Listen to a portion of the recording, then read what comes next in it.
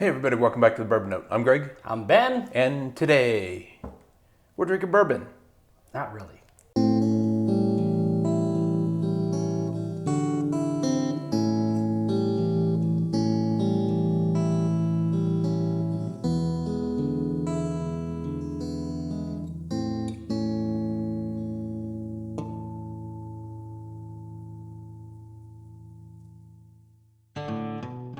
All right, Ben, I don't see a bottle. What are we drinking today? We're drinking a BAM. This is a sample from non-bike riding Dave Vogelsang. This is Foregate Triple Oak, aged 7 years, Kentucky whiskey, 107.6 proof. Wow. You'll notice it does not say bourbon on here. Used casks, they said, at least the initial ones. So the reason for that is, first of all, Foregate is a brand we don't get here in Minnesota. So Not this available is new for us. Minnesota. Yeah, we've never had any of their products. They tend to run on the expensive side. And so this one, the reason it doesn't qualify as a bourbon is because it's initially aged in used casks. Which is an interesting choice. Yeah, but Because then they put them in new casks. Yeah, then they take that aged distillate, Yeah. and then they put that in a new charred oak cask, and then they take that and put it in a toasted barrel, which is an interesting combination. Both of those secondary aging from the Kelvin cooperage, which there's something special about that, but I can't remember what it is. But it's kind of weird. I mean, if they had just done that the other way around, That's right. you know, change could the have order. qualified it as bourbon. It's legally a bourbon as opposed to just being an American whiskey. That being said, I've never had a whiskey that's already aged in used casks and then put into new charred oak. So this should be very interesting. Yeah. Here we go. Kind of light on the nose, a little lighter in color than I would have expected, to be perfectly honest. 7 years, 7 years, 9 months. multiple casks. I gotta tell you, on the nose, it's coming across fairly standard to me. I'm not getting anything unique. Yeah. I don't know what the price is on this. I'll maybe try to remember to put it on the screen, but I know Foregate, they run in that premium bourbon Maybe price salted range. butter as a flavor note, but it's light, very, very light. It is a little buttery. I will give you that. So, all right, well, let's see what happens on the palate. Cheers. Thanks, Dave.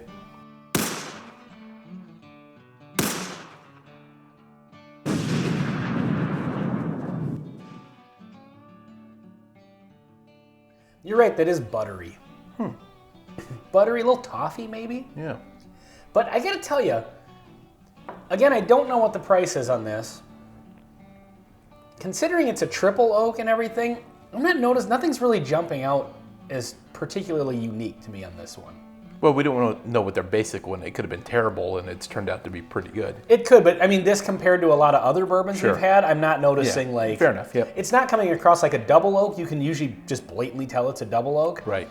This one, not so much. Like none of the cherry, the dark notes. Yeah, not at all.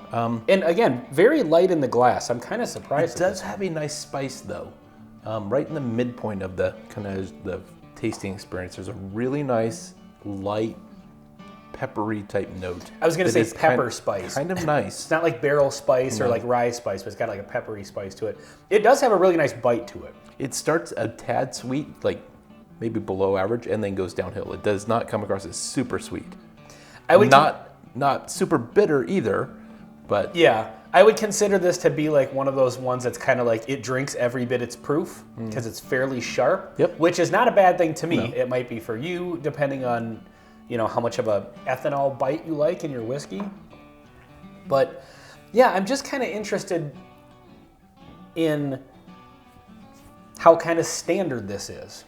It tastes really good. It's a very good standard bourbon, but I would not guess this if I drank it not knowing what it was, that this was some weird combination of, certainly not a triple cask. yeah, right. I agree. I would take one look at it and not believe it.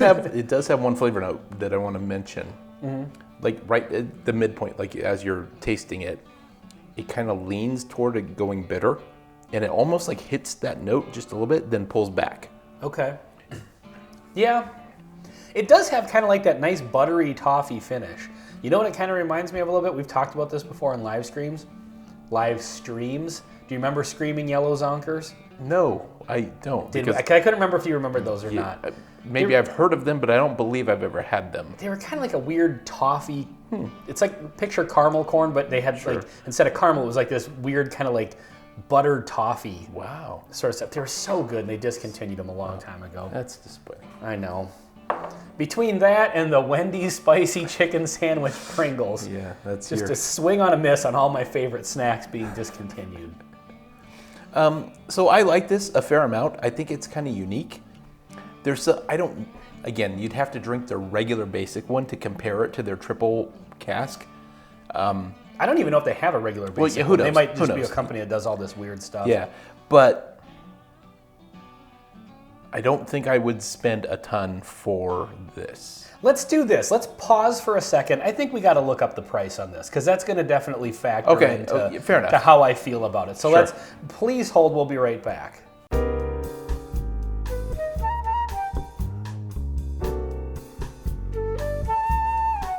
Okay, so You're making that up. There's no way you're serious about that. straight from their website on the add to cart, Sure. buy it from their website, $200. Wow, that's less than I thought. Yeah, It's not less than I thought. yeah, that's a big fat hell no for me on $200. $200 for 107 proof. I think it tastes just a little tiny bit more of this. Take a lot more, but I mean, it's not bad. But No, not at all. It's really good, actually. But if it were $48, I would buy it. You know? Yeah. Even, Yeah. I was going to say go a little bit higher. Yeah. But to be honest, it's not particularly interesting. No. Yeah. You know what I mean? Like, Right. it's not... If you want to own the bottle in the $50, $60 range, maybe as a collector, but I honestly don't see how they're getting away with that. I really don't either. And I've kind of heard... And I get, there's a lot of people hunting for bourbon, and you try it once and you get burned, and you just don't go back and buy anything else from that brand. At this price, I would never buy anything with that logo on it.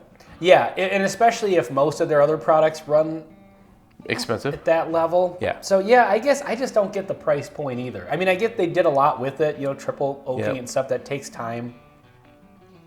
The result tastes very good. It's a good bourbon. Yep. But Not legally a bourbon, we get all it. right, yeah, it's a good whiskey, but it's definitely not $200. But I will say this: I am getting that nice buttery toffee note. It's nice. Maybe more on this Sure. than most other bourbons, and I really enjoy that. So in that regard, I think it's a great whiskey. But If it were a smaller distillery and we acknowledge you pay a few dollars more for that, Yeah. and it's $63 or something, maybe. But no, they're pricing themselves trying to, get people who don't know what they're buying, I think. Because I don't see any genuine reviewer buying this a second time. yeah, that's what I wouldn't think either.